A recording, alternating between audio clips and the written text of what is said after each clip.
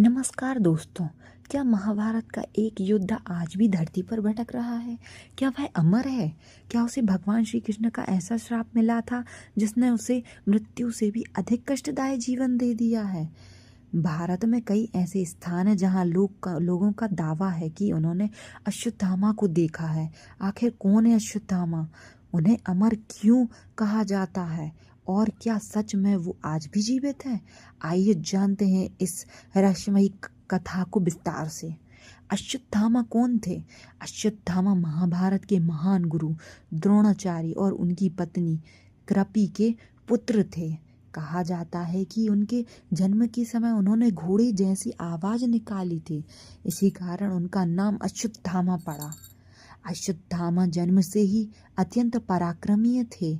उनके मस्तक पर एक दिव्य मणि थी तो जो उन्हें रोग, भय और दुष्ट शक्तियों से बचाती थी। महाभारत के युद्ध में अश्वत्थामा ने कौरवों की ओर से युद्ध किया। वे अपने पिता द्रोणाचार्य से अत्यंत प्रेम करते थे। जब युद्ध में कौरवों की हार निश्चित दिखने लगी तब पांडवों ने द्रोणाचार्य को युद्ध से हटाने की योजना बनाई। द्रोणाचार्य की मृत्यु। भीम ने अश्वत्थामा नाम के एक हाथी को मार दिया।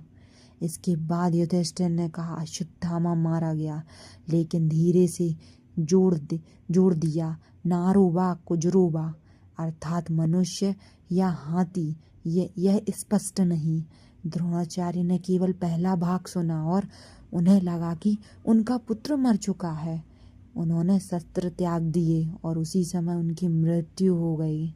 अश्वत्थामा का क्रोध। जब अश्वत्थामा को अपने पिता की मृत्यु का समाचार मिला तो वे क्रोध से भर उठे। उन्होंने प्रतिज्ञा की कि वे पांडवों से बदला लेंगे।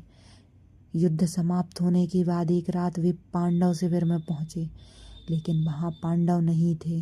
उन्होंने सोते हुए द्रौपदी के 5 पुत्रों का वध कर दिया। यह महाभारत की सबसे दुखद घटनाओं में से एक मानी जाती है। ब्रह्मास्त्र का प्रयोग।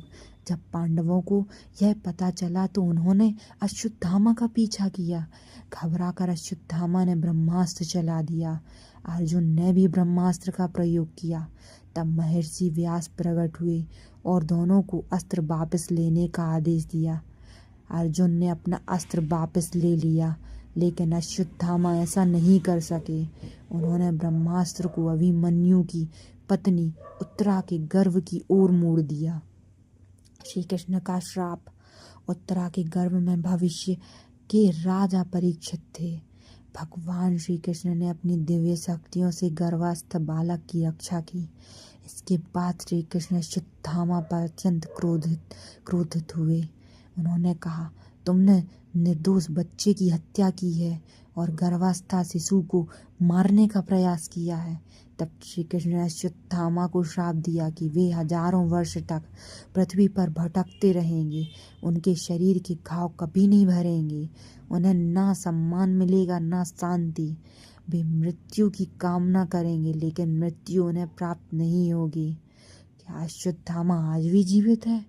हिंदू मान्यताओं के अनुसार अश्वत्थामा उन 7 अमर व्यक्तियों में से एक है जिन्हें सप्त चिरंजीवी कहा जाता है।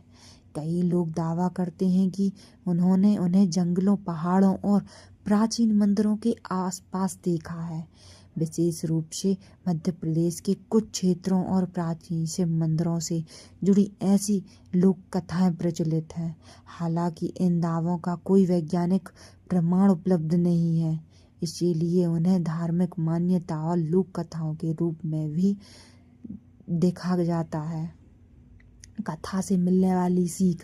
अश्वत्थामा की कहानी हमें सिखाती है कि क्रोध और प्रतिशोध मनुष्य को विनाश की ओर ले जाता है।